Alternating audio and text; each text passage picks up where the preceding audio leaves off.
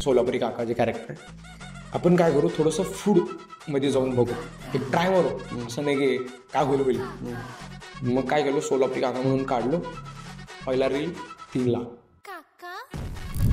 सहज बसलो होतो आणि सगळे मोठे जेवढे पण क्रिएटर सगळ्यांचे रील बघतो. जस्ट नील पासून डॅनी पंडित असू दे किंवा अस्तरो सुदम असू दे. म्हणलं की भाई आपण असं काय ना काय करू की लोकांना असं वाटायला पाहिजे की भाई हे काल मी सकाळी हे असलं कॅरेक्टर बघितलंय.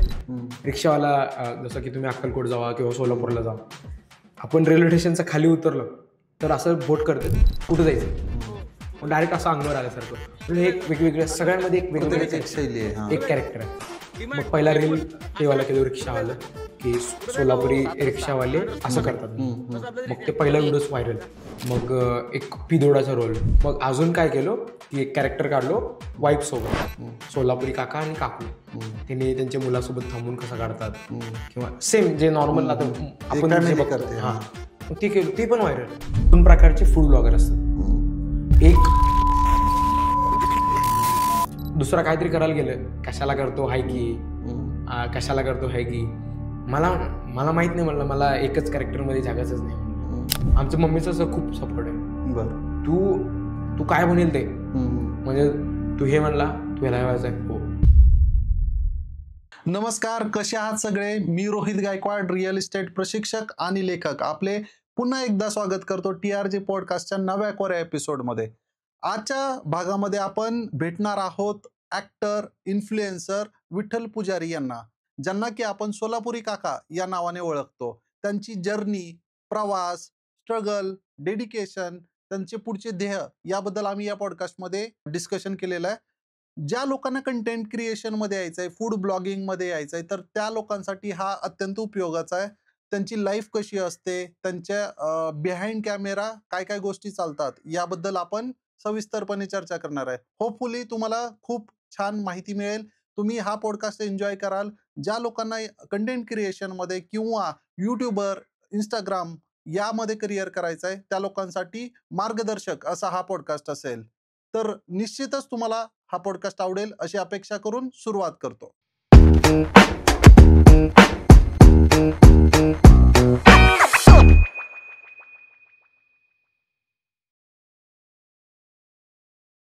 सर, तुमचं पुन्हा एकदा स्वागत.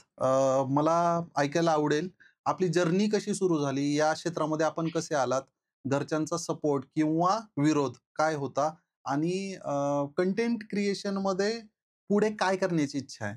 अच्छा सर, पहिल्यांदा तर थँक्यू सो मच मला बोलवल्याबद्दल. आणि मी पूर्ण माझं जे जर्नी स्टार्ट झालंय आणि जे आत्ता इथपर्यंत आलं लोकमत अवॉर्डपर्यंत, इथपर्यंत पूर्ण सांगतो. आणि फ्युचरमध्ये काय करू शकतो किंवा काय कंटेंट क्रिएशन केल्यानंतर कुठपर्यंत जाईल ते सगळं सांगतो तुम्हाला. तर 2017 किंवा 16 मध्ये टिकटॉक चालू झालता. मग मला ऍक्टिंगची खूप म्हणजे खूप क्रेज होती. तर ऍक्टिंग, नाटक वगैरे करत होतो मी. आमचे पप्पा आणि आमचं छोटंसं गाव आहे गुरववाडी म्हणून, अक्कलकोट तालुक्यामध्ये. मग तिथनं आम्ही म्हणजे आमचे पप्पा वगैरे करताना मी बघत होतो. मग मला म्हणजे ऍक्टिंग, पहिला डान्स करत होतो. मग नंतर असं म्हणलं की ह्या पूर्ण जीवनात एकच जीवन असतंय, तर आपण एकच कॅरेक्टर मध्ये राहून म्हणजे डायरेक्ट आपण जातो, तर ते तेवढं मजा येणार नाही. आपण वेगवेगळे किरदारमध्ये, आता मी काकाचा रोलमध्ये, मी खरं म्हणलं तर असं नाहीये, मी वेगळ्या म्हणजे एक नॉर्मल माझं वय बघून सगळ्यांना वाटतं की मी खूप मोठं आहे, पण माझं वय 22 चालू आहे. ओके. तर जर्नी चालू होते सर तिथनं गावामधनं. मग तिकडनं आम्ही सोलापूरला येतो एज्युकेशनसाठी. एज्युकेशन वगैरे चालू असता सर छोटे मोठे नाटकचे स्पर्धा असतात जे गावाकडचे आणि सोलापूर जिल्ह्यामध्ये जे पण होतं ते. आणि सर मला असं वाटतं की जे पण आपण काम करतो ना, त्या कामामध्ये एक एक टेक्निक असते. जर त्या टेक्निक आपल्याला माहित पडलं तर आपण त्या कामामध्ये परफेक्ट होतो. जसं की एक एक्झाम्पल तुम्हाला सांगतो. एक माणूस कुस्ती खेळत आहे, बरोबर.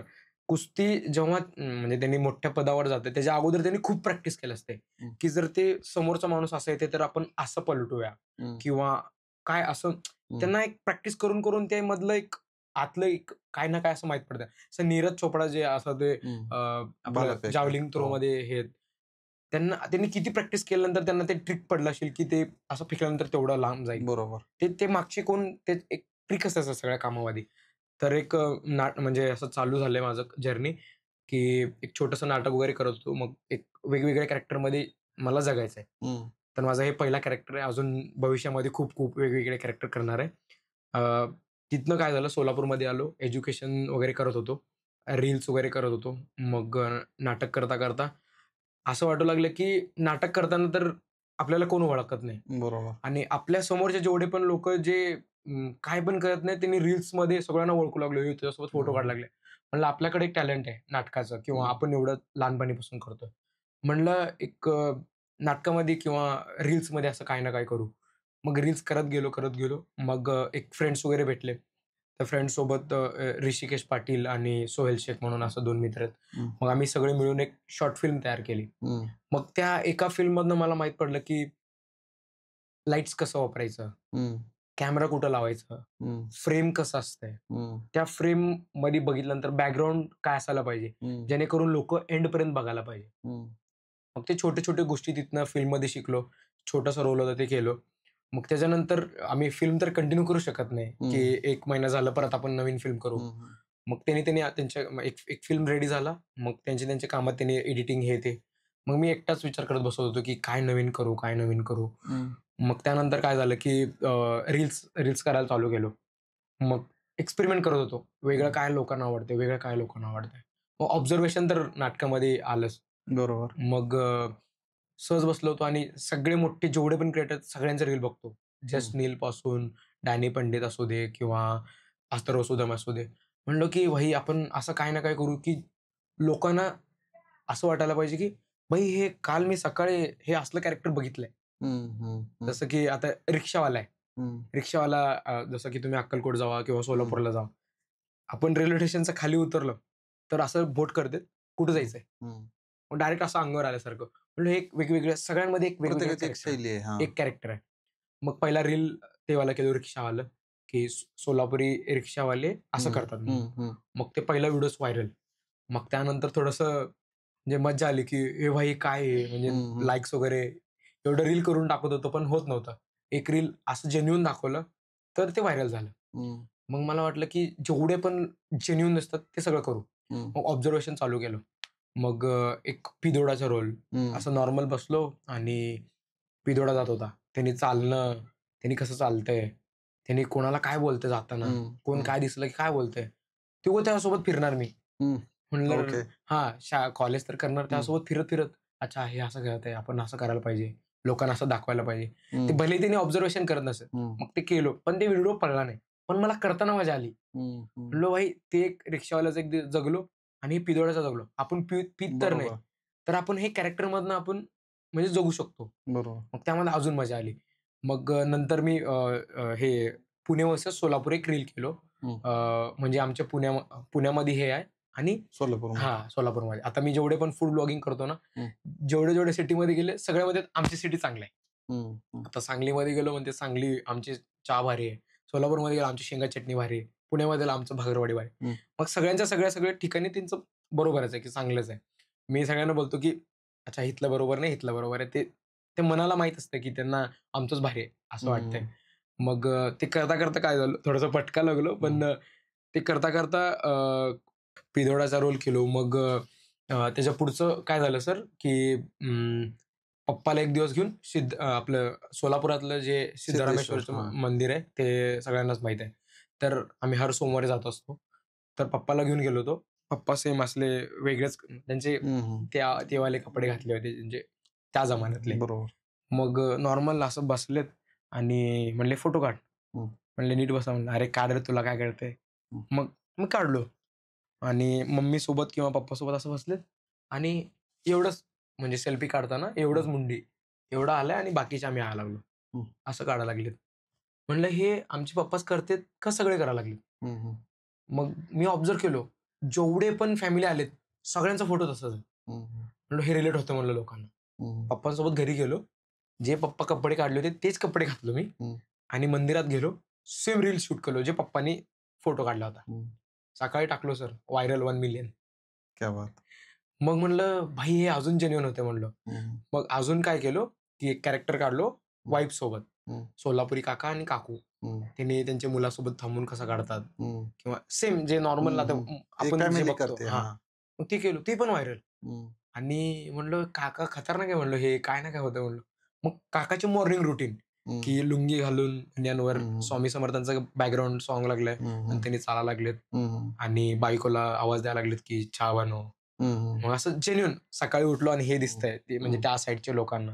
इथं पण थोडंसं मॅच होईल हं, म्हणजे पुण्यातल्या लोकांना पण, पण तिथलं जास्तीत जास्त रिलेट होत हं, आहे. ते पण मिलियन. हं, हं, मग काकाला सोडलं नाही आणि मला हं, पण काका सोडले नाही. मी सगळ्याकडे काकालाच घेऊन फिरत असतो. मग तसं करत काका आलं. मग कंटेंटचं चालू केलो. म्हणजे हं, एकतर कॅरेक्टर आणि सोबत नाटक पण केलो. मग सर रिसेंटली जानेवारीमध्ये काय झालं, की एक सोनू सूद सरांचा एक प्रमोशन आला होता. हं. फतेह फिल्म 10 तारखेला रिलीज होणार बरोबर. होती. मग त्यांचा एक रील केलं होतं मी फतेह फिल्मवर, की हिटमॅन म्हणून ह्यांचं हनी सिंगचं सॉन्ग आहे. त्या बरं. हिटमॅनच्या सॉन्गवर मी एक रील केलं होतं. मग ॲक्शनवालं. हं, तर ते सोनू सूद सरांनी बघितले. हं, मग बघून मला त्यांनी इन्व्हाईट केलं त्यांची टीम वगैरे. सोलापूरमधले एक मित्र होता, विपुल मिरजकर म्हणून. मग त्यांनी काय केले, की त्यांचं एक चॅरिटी आहे, सोनू सूद हं, चॅरिटी सगळे हं. लोकांना वगैरे हेल्प करतात.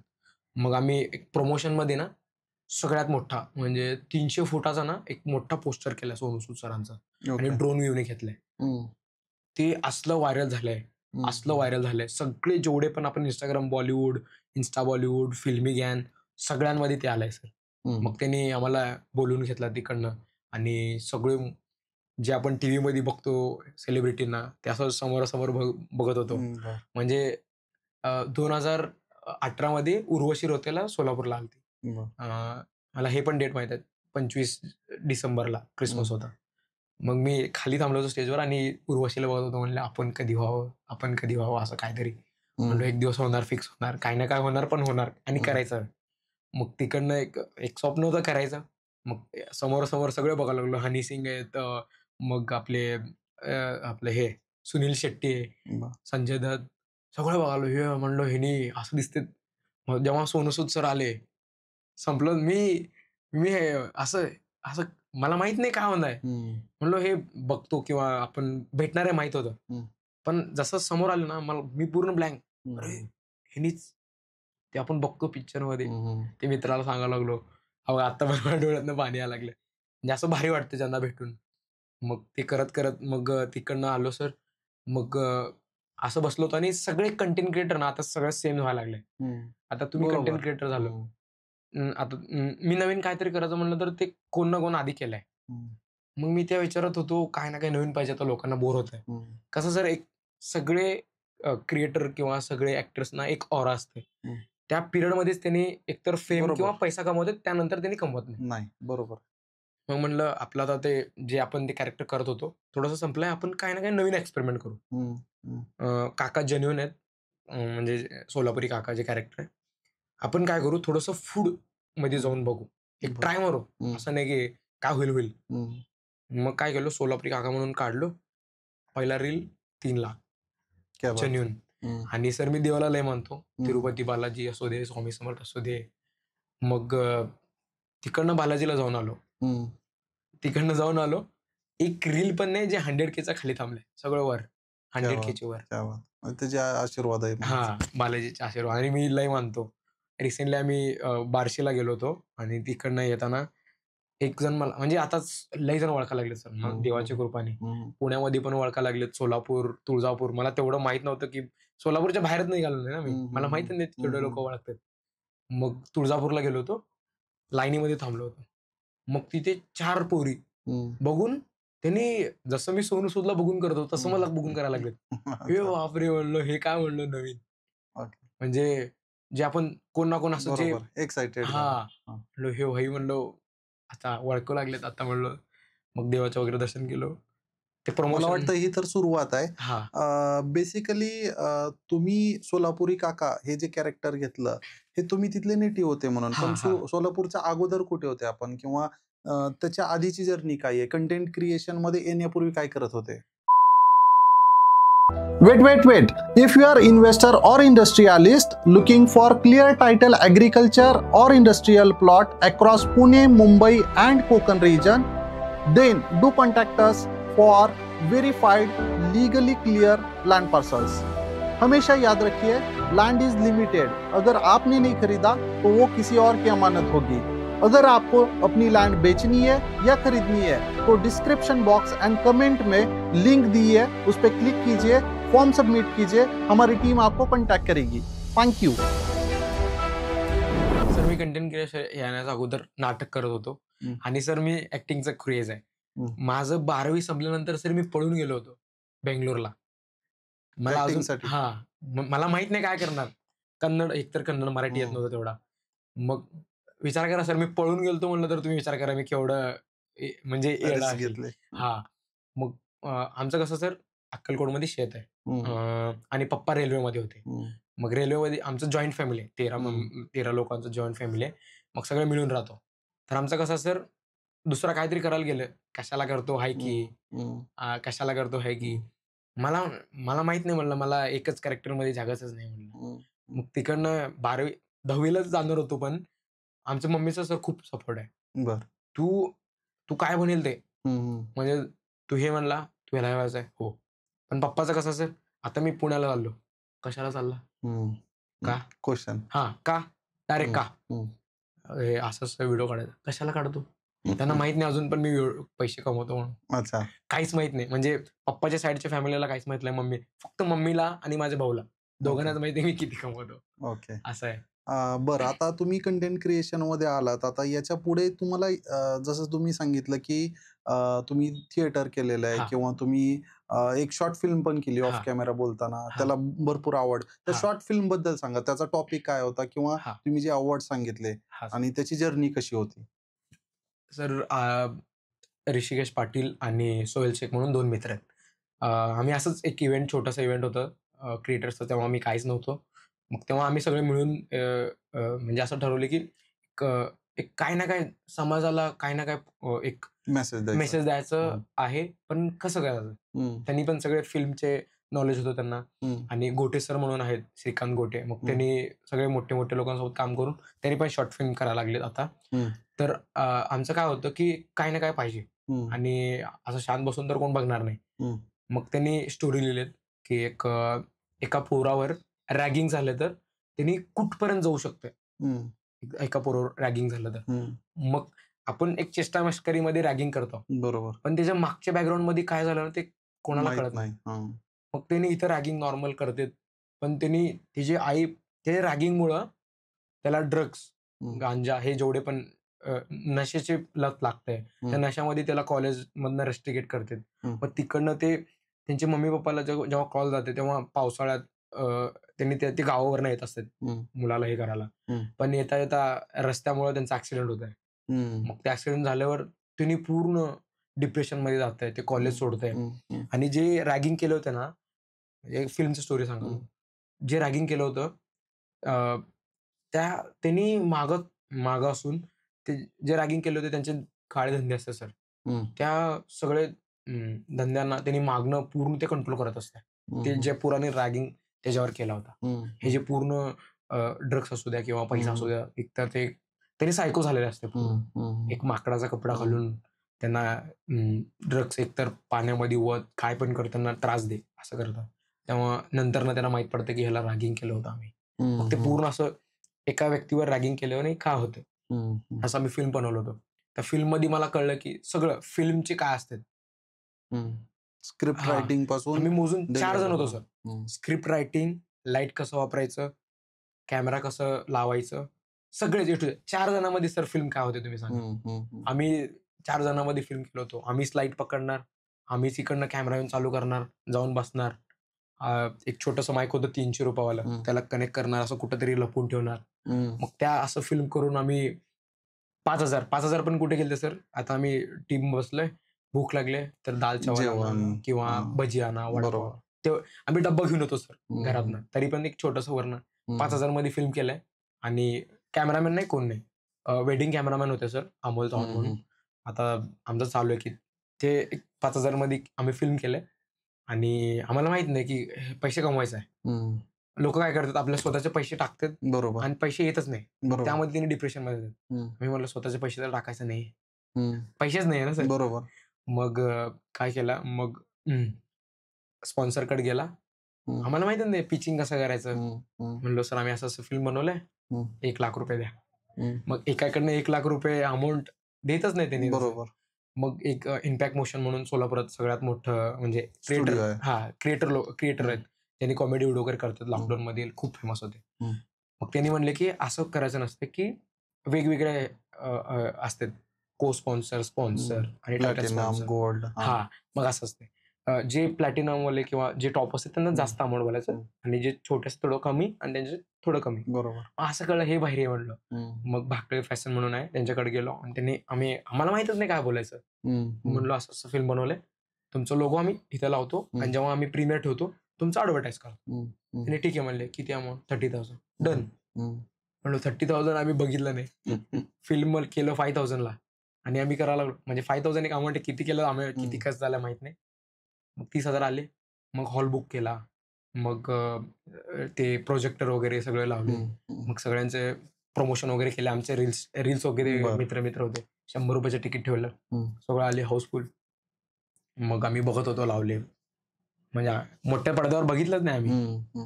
आम्हालाच बघायला लागलो आम्ही. हिच्या आईला कसलं भारी वाटायला म्हणलो. हे एकतर एक छोटा स्क्रीन आहे, ठीक आहे. आम्हाला असलं मजा आली. आम्ही जेव्हा मोठ्या स्क्रीनवर किंवा असले सगळे ऑडियन्स मध्ये जेव्हा, तर माझं काय आहे आता की फिल्म एक असं गोष्ट आहे. आता तुम्ही एक नॉर्मल कुठंतरी गेला तर ते तुम्ही टेन्शनमध्ये असता तुम्ही. आता बरोबर. तुमचं कामाचं लोड हे ते. आता तुम्ही एक फिल्म बघायला गेला. आता फिल्म बघितला, आता एक्झाम्पल KGF बघितला.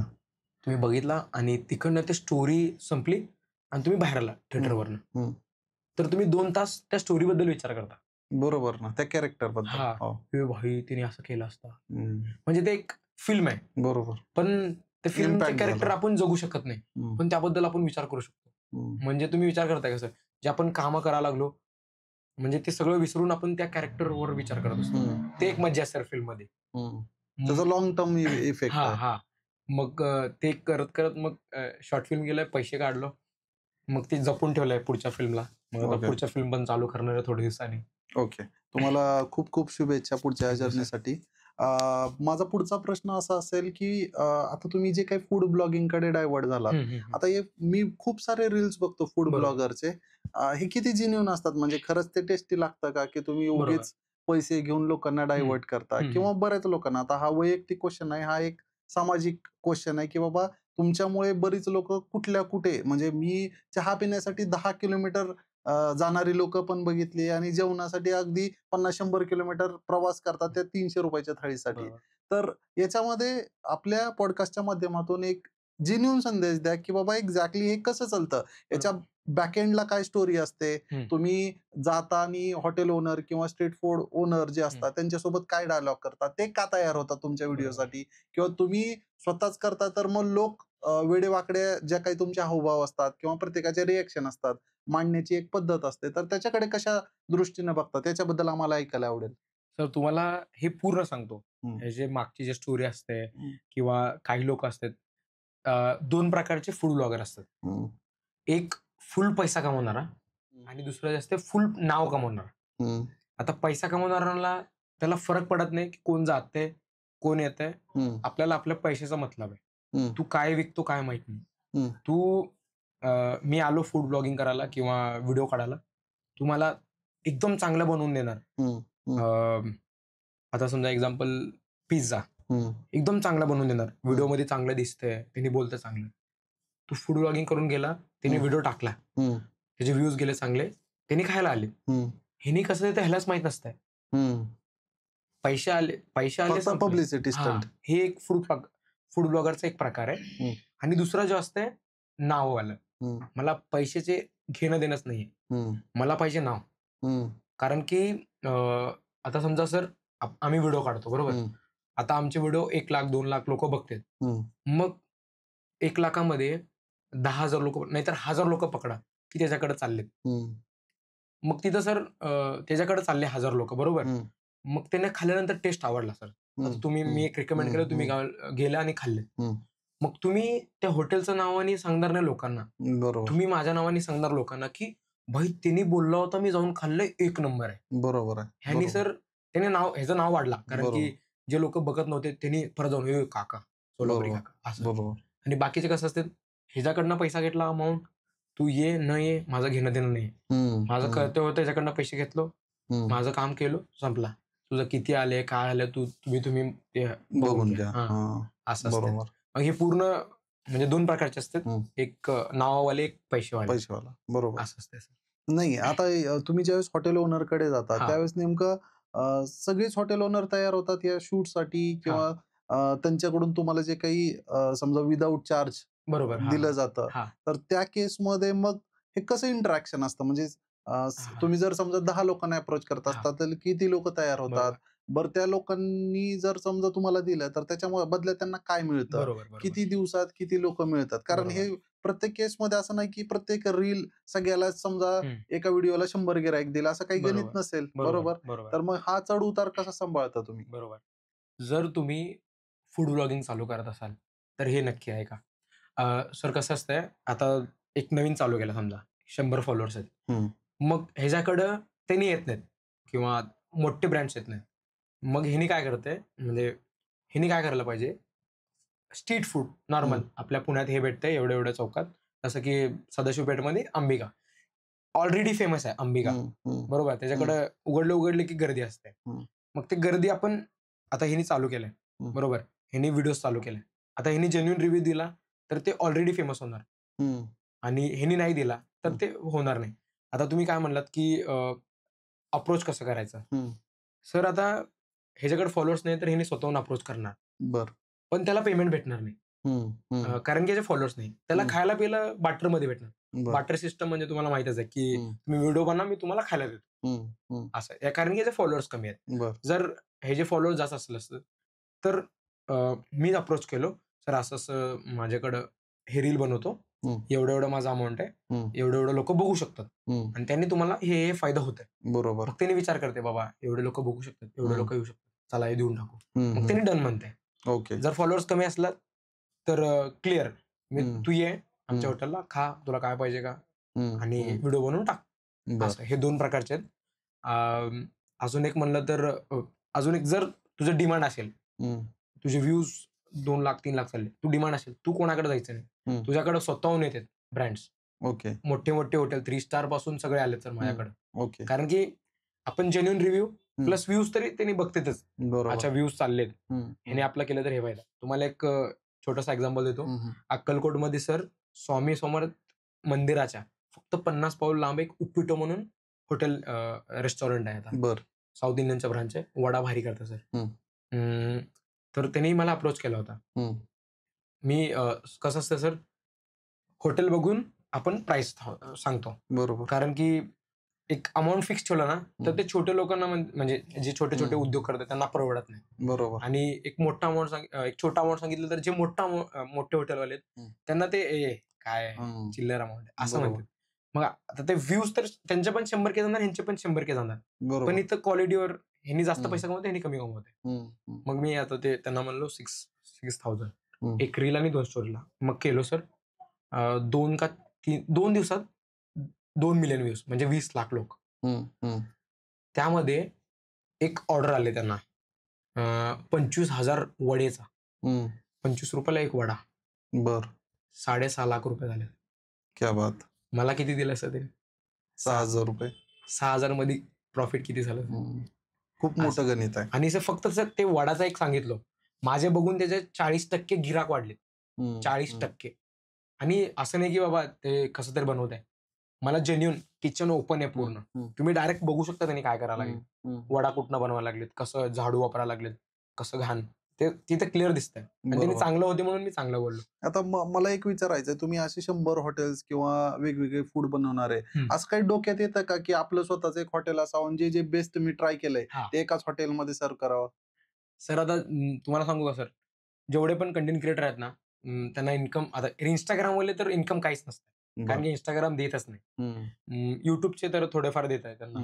मग सगळ्यांना हेच असतं की स्वतःचं एक हॉटेल असायला पाहिजे फूड ब्लॉगरचं तर. बर. पण इथं काय होतंय की जर मी हॉटेल उघडलो, मी तिकडे लक्ष द्यावं का इकडे लक्ष द्यावं? कंटेंटकडे बरोबर. हां. जर मी तिकडे दिलो तर पैसा कमवेन. मग ते स्वतः ठरवून घेतो की तुला नाव पाहिजे का पैसा पाहिजे? नाव पाहिजे असेल तर हे कंटिन्यू कर, पैसा पाहिजे असेल तर ते कर. बर. हां. तुमच्या दृष्टीने काय इम्पॉर्टंट आहे? सर माझ्या दृष्टीने तर आता सध्याला हं. पैसे तर आता तुम्हाला एक एक्झाम्पल सांगतो सर. आता तुम्ही एक छोटंसं क्रिएटर आहे. तुम्ही पैसे थोडं भलेही काही नाही कमवत आहे. मम्मी-पप्पाच्या जीवावर आहेत. हं. थोडंसं नाव झालं तुमचं. मग तुम्ही सर नाव कमवा सर. आता तुम्ही हे छोटे-छोटे अमाउंट घेत बसता ना सर 6,000 10,000 मग त्याने काय होणार नाही. त्याने तिथं तुम्ही अडकून राहणार. तिथं नाव होणार नाही. एकदा तर तुमचं नाव झालं का, तुम्ही डायरेक्ट 60,000 बोललो तर पण त्यांनी द्यायला तर. कारण की तुमचं मार्केटमध्ये नाव आहे. बरोबर. तुमचं नाव कमवण्यासाठी हां, आधी नाव. 3-5 वर्ष घाला, मग बरोबर. आपोआप पैसा उभा राहील. बरोबर. खूप छान. आता समजा तुम्ही ज्या पद्धतीने जाताय ते 2-3 डिरेक्शन मला कळले आपल्या बोलण्यातून. एक तर तुमचं फूड हां. कंटेंटमध्ये, सेकंड आहे तुम्ही कॉमेडी याच्यामध्ये पण बरोबर. करताय आणि थर्ड आहे की तुम्हाला स्वतःचं काहीतरी भव्य-दिव्य करायचं बरोबर. आहे. हां, म्हणजे सर. ॲक्टिंग फिल्म करायचं सर. हां, फिल्ममध्ये. तर तुम्ही मला ऑफ कॅमेरा पण सांगितलं की तुम्ही अवॉर्ड वगैरे हां, घेतलं हां. किंवा ह्या जर्नीला तुम्ही पुढे कसं बघता? म्हणजे एक्झॅक्टली काय टप्पे हं, डोक्यामध्ये हं, आहेत हं, की हं. बाबा जे तुम्हाला तुमचं जे काही ध्येय आहे, तिथपर्यंत घेऊन बरोबर. जाण्यासाठी मदत करतील? बरोबर. सर तुम्हाला अजून एकदा सांगतो कारण की छोट्या गावातला आहे. आता फिल्म इंडस्ट्री जायला म्हणलं तर एकतर मला असं म्हणजे एवढ्या दिवसापासून करतो म्हणून मला माहीत पडलं की फॉलोअर्स खूप मॅटर करतात. बरं. असं म्हणजे मी बघायला लागलो स्वतः. हं. कारण की ज्यांचे फॉलोअर्स जास्त आहेत त्यांना फिल्ममध्ये घ्यायला लागले. हं, हं. आता फिल्म इंडस्ट्रीवाले काय करतात, फिल्म इंडस्ट्रीवाले की याचे फॉलोअर्स 1,000,000 आहेत. हं. आपण काय करू, एक तगडा ॲक्टर हं. घेऊ आणि त्याचा साइड रोल ह्याला देऊ. हं. आता ह्याने काय होतंय, की हे फिल्ममध्ये दिसला, ह्यानी काय करतंय, जे इन्फ्लुएन्सर आहे 1,000,000 वाला, हं. त्याने त्याची स्टोरी किंवा त्याच्या पोस्टला टाकतंय, बरोबर. की "ए बाबा आपण" फिल्मचं प्रमोशन हां, होतं. फिल्मचं फ्रीमध्ये प्रमोशन हां. कारण की याचा थोडासा पैसा वगैरे बरोबर. घेतात. मग इथं काय होतंय, त्याला एकतर जे लेव्हलचं ॲक्टिंग पाहिजे ते तिथं करत नाही. हं, हं, जे इन्फ्लुएन्सर असतात. हं. मग आता फिल्म रिलीज झालं, "ए बाबा आपलं इन्फ्लुएन्सरचं आलंय, चला आपण बघायला जाऊ." जे आपण लई दिवसापासून फॉलो हं. करतो. फिल्म बघायला लागलो आणि जे तगडा ॲक्टर आहे, त्याचे फॉलोअर्स असतात 10,000 15,000 कमी आणि जे असतं. इन्फ्लुएन्सर आहे त्याचा 1,000,000 आहे. हं. मग आपण बघायला लागलो. मग तिथं दिसतंय की ह्याने ॲक्टिंग चांगला करायलाय. हं. ह्याने गंडा लागलाय. हं. मग आपण ह्याला फॉलो केलं. हं. मग आपण काय करू, ह्याला अनफॉलो करू, ह्याला फॉलो करू. कारण की ह्याने भारी करायला बरं. इथं त्याचा लॉस होतंय. हं. त्याला कळत नाही. आपल्याला हं. फिल्म भेटलं भाई, आपल्याला फिल्म भेटलाय. हं, हं, ते हं. त्याने त्या खुशमध्ये असतंय. पण ते मागं हे होत असतंय. बरं. मग अजून काय विचारलं सर? हां, पुढं आता तुम्हाला जे काही करायचंय हां, ॲज अ फिल्म किंवा ॲज अ ॲक्टर, हां. तर त्याचे टप्पे काय असतील? म्हणजे तुमच्या हं, डोक्यामध्ये हं, हं. काहीतरी प्लॅन असेल किंवा काहीतरी ठरलं असेल, की नाही हं. पुढच्या 2 वर्षामध्ये बरोबर. मी 2-4 शॉर्ट फिल्म, हां, एखादी मोठी फिल्म, मग तिथं पोहोचायचं कसं बरोबर. वगैरे तुमच्या पद्धतीने. पण इन शॉर्ट जर आम्हाला जर समजा 2028 ला 2030 ला हं. तुम्हाला कधी मोठ्या पडद्यावर बघता येईल? सर आता ते एकतर सर तुम्हाला माहितीच आहे बॉलिवूड. मला मला असं करायचं की सर जे मराठी फिल्म आहेत हं. अ, म्हणजे मला असं वाटतं स्वतःला की जेवढे पण मराठी ॲक्टर आहेत त्यांनी त्यांनी खूप खतरनाक आहेत. बरं. आपण साउथ इंडियन तुम्हाला सांगतो सर, हं, हं, साउथ इंडियन फिल्म का हिट होतात? हं, तिथले जे लोकं आहेत ना सर, ते एज्युकेटेड नाहीयेत. हं, म्हणजे काहीच त्यांना बोलता किंवा सॉरी चांगलं त्यांना लिहिता वाचता पण येत नाही. हं, त्यांनी काय करतात, फिल्म बघायला जातात. हं, फिल्म बघायला जाऊन त्यांना असं वाटतं की जे आपण करू शकत नाही ते हिरो करताय. हं, मग त्यांना देव मानायला लागतं त्यांनी. हं, हं, म्हणून सर तिथले विजय थलपती असू दे किंवा साऊथचे जेवढे पण ॲक्टर आहेत, हं, ते सगळ्यांना देव मानतात. हं, हं.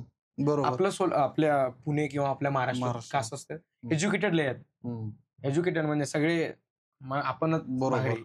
बरोबर. भलेही तिने ॲक्टर समोरनं जाऊ दे. त्याने असेल त्याच्या घरी, आपण हं, भारी. मग बरोबर. ते त्यांना अप्रोच पण करत नाही स्वतःहून जाऊन. आता मी काल अवॉर्ड घ्यायला गेलतो. तिथे सगळ्या इन्फ्लुएन्सरला बघालो. जे मोठे-मोठे इन्फ्लुएन्सर आहेत, त्यांनी असं बसलेत हं. आणि जे छोटे-छोटे आहेत सगळे त्यांच्याकडनं जाऊन फोटो वगैरे घ्यायलेत. सेल्फी. माझं हे म्हणणं आहे, की जर तुम्ही मोठे असू द्या, छोटे असू त्याचा काही संबंध नाही. एक ज्या दिवशी त्यांनी फोटो घेतला ना, त्यांनी पण विचार केला असेल भाई, बरोबर, तिथं अवॉर्ड जेवढे पण लोकं घ्यायलेत, काही ना काही केलंय म्हणून तर त्यांनी अवॉर्ड दिलेत. बरोबर बरोबर, का? बरोबर. मग त्यांनी ते कुठला ॲटिट्यूड कसं काय दाखवायचं त्यामुळे आपण मागे पडतो सर. हं, हं, हं. आता इथं जास्त एज्युकेटेड झाले म्हणलं सगळ्यांना असं कसं आता आम्ही मराठी फिल्म बघायला लागलो. हं, मराठी फिल्म पळतच नाही. हं, काय की आता सोलापुरातला सजना फिल्म आलाय. हं, त्यांनी कसलं मला सर फिल्मचे कसले मेहनत असतात ना सर, ते अजून कोणाला म्हणजे जे ऑडियन्स बघते त्यांना हं, माहीत नाही मला. लय मेहनत असतं सर. हं, जे सगळे मागचे करतात. ॲक्टर्सचे तर ॲक्टिंग करतात त्यांनी. पण जे बॅकग्राऊंडचे असतात ना, हं, एवढं मेहनत करतात. हं, मी स्वतः असं स्पॉट बॉय वगैरे केला सर कर्नाटकमध्ये, हं, हं, बंगलोरमध्ये. हं. तेव्हा मला माहीत आहे सर.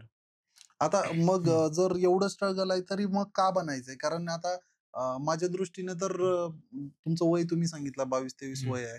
तर मग उद्या लग्नाचा प्रश्न उभा हां, राहील. घरचे काय म्हणून सांगतील, की कंटेंट क्रिएटर आहे. कोण बरोबर. कुठला बाप आपली पोरगी देईल? अच्छा, अच्छा. तर म्हणजे स्टेबिलिटी कुठं दिसते हं, याच्यामध्ये? हं. जे कोणी कंटेंट क्रिएटर आहेत, म्हणजे हा वैयक्तिक प्रश्न नाहीये. ज्या लोकांना याच्यामध्ये उतरायचं आहे. उद्या चालून ती क्रेझ संपेल, कदाचित बरोबर. ते ॲपच संपेल. हां, बरोबर, बरोबर. जिथं तुम्ही एक काय म्हणता येईल, ते हं, हं. व्हर्चुअल युगामध्ये हं, हं, जगतायत हं, हं, लोकं. हं. एवढे फॉलोअर्स आहे, एवढं. ते संपून जाईल आणि उद्या ते ॲप पण नसेल समजा, बॅन केलं, तर मग तुमची अस्तित्व संपलं. बरोबर, मग आता तुम्हाला परत त्याच जगात जायचंय जिथं रिअॅलिटी बेस सगळं आहे. म्हणजे बरोबर. तुम्ही किती कमवता, तुमचं बॅकग्राऊंड काय, तुमची कास्ट काय, तुमचं रिलिजन काय, त्याच्या बेसिसवर डिसिजन घेतले जातात. हं. मग याला कसं बघता तुम्ही? तर आता अ, ह्या फील्डमध्ये आलं तर म्हणलं तर लग्नाचं जर बघावं लागतंय. कारण की जर तुम्ही फॅमिली वगैरे करत असाल, हं, तर एकतर बायको असं बघा की जे तुमच्या जे आपण काम करतो त्याला सपोर्ट करावं. हं, नाहीतर ह्या जमान्यात तर मला असं वाटतं की लग्न करायचं म्हणलं तर खूपच अवघड आहे. हं, कारण की मी जेवढे पण हे बघतोय हे जे चालू आहे हं, सगळे क्रिकेटर वगैरे जे मी बघतोय सर. हं. अ, एक तर येतात डिव्होर्स चालू आहे हां, किंवा मग येतात. हं, आता आम्ही एकदम घासून पैसा कमवून वर गेलोय आणि एका पोरीमुळं आलेत आणि त्यांनी म्हणते 50% प्रॉपर्टी दे, मी जाणार. हं, संपलं की सर सगळं. जे हं, कमवलो आपण. एकतर असं जे तुमचे पार्टनर आहेत, ते असं चॉईस करा, की तुमच्या कलेला सपोर्ट करावा आणि तुमच्यासोबत असावं. हं. त्यांनी पण त्या बरं, फील्डमध्ये. कारण बरं. की त्याला माहिती आहे मी काय करायला लागलो हं, आणि त्यांनी पण तेच करतील. बरं, नाहीतर करावंच नाही. बरं. लग्नच नाही करावं. अच्छा, कारण लग्नच हां, करू नये असं हां. तुमचं मत थोडंसं आहे. कंट्रोल असावं. कारण की लय डेंजरस आहे आत्ताचं युग तर बरं. मग आपण पॉडकास्टच्या शेवटच्या भागाकडे आहे. हं, तर समजा ज्या लोकांनी कंटेंट क्रिएशन चालू केलंय, हं, पण त्यांचं तेवढं सक्सेस नाही. तुम्हाला हं, आता त्यातल्या त्यात बऱ्यापैकी चांगलं सक्सेस मिळालं. हं, तुम्हाला हं, 4 लोकं ओळखतात. हं, पण जी लोकं स्ट्रगल करतायत किंवा ज्यांना आता नवीन सुरुवात करायची आहे, हं. जी लोकं काहीतरी करत होती, पण बदलत्या ट्रेंडप्रमाणे त्यांना वाटलं, की नाही आता मी जे काही करतोय ते मी हॅपी नाही, मी एन्जॉय बरोबर, नाही करत आहे. बरोबर. तर याला तुमचा एक मेसेज द्यायचा असेल, तर तो काय असू शकेल? सर मी म्हणतोय, की जेवढा लवकर जर करत असेल ह्यामध्ये करियर, हं, तर पैसा आहे. अ, लवकरात लवकर स्टार्ट करावं. हं, विचार करत बसतात, की मी काय करू? हं, हं, अ, आता माझं बघून एक 3-4 लोकं म्हणजे माझं कॅरेक्टरसारखं केलेत, जसं की कोल्हापूरमध्ये, लातूरमध्ये वगैरे हं, केलेत हं. त्यांचे. पण ते एकच असते ना सर ओरिजिनल, बरोबर. की काका म्हणजे एकच. हं, मग तसं फटाफट काहीतरी काय लवकर चालू करा. विचार हं, करायचा नाही. हं, चालू हं, करून टाकायचं. पुढचं बघून घेऊ. हं, हं. फटाफट चालू करायचं. आता जर हं, एखाद्यानं सुरू केलं असेल आणि हां. तो स्ट्रगल फेजमध्ये आहे, हं. तर त्याला काय मेसेज आहे? म्हणजे त्याचे ग्रो नाही होते सबस्क्रायबर किंवा फॉलोअर्स. त्यानं ऑलरेडी स्टार्ट बरोबर, केलंय. बरोबर, आता बरोबर, त्यानं काय केलं बरोबर. पाहिजे? तर त्यांनी एक्सपेरिमेंट करायला पाहिजे. हं, एक्सपेरिमेंट म्हणजे आता आता एक 2-3 व्हिडिओ 4-5 व्हिडिओ टाकलेत. हं, हं, ते 5,000-6,000 लोकं. हं, 5,000-6,000 नी काहीच होत नाही सर, हं, काहीच होत नाही. हं. मग त्यांनी ना सर असं वेगवेगळे टाइपमध्ये एक्सपेरिमेंट करायला पाहिजे, बरं. की आता मी आता फूडचंच नाही, हं, सगळे जे आता फूडचं एक एक्झाम्पल सांगतो, हं, की त्याने फूड नॉर्मल कपड्यामध्ये हं, गेलंय हं, आणि खाल्लंय. हं, तर ते लोकांना म्हणजे ते परवाच असं कुठेतरी बघितलं कोणतरी करताना, मजा हं. आली नाही. बरं. असं काहीतरी वेगळं कर, हं, की त्याने अनपण बघा, गावठी मिक्स कर. हं, आता गावठी लोकांना भलेही हे बोलू दे, पण भाजीपाला वगैरे खाताना आपण ज्वारी मागतो. हं. कारण की त्यामध्ये हे असतं ज्वारी बरोबर, चिकन मागतो आपण बरोबर, खायला. बरोबर. का म्हणजे गावठी लोकांना गावठी बोलायचं आणि हां, पण गावठी खाताना एनर्जी हां. असते ना सर त्यामध्ये. बरोबर. मग एक एक्झाम्पल असं काही ना काही वेगळं करायचं. ओरिजिनॅलिटी. वेगळं केलं तरच हां, तुम्हाला बघणार. तुम्ही जे आहे ते केलं तर ते कोणच बघणार नाही. तर मी हं. वेगळं केलं म्हणून मला ओळखतात. बरोबर. सो तुमच्या शैलीमध्ये, तुमच्या स्टाईलमध्ये हं. एखादा डायलॉग करून आपण या पॉडकास्ट संपवूया, असं मला चालेल. वाटतं. मी काय करतो, आपल्या कन्नडच नाही, आता भाषेचं लय डेंजर व्हायला लागलंय.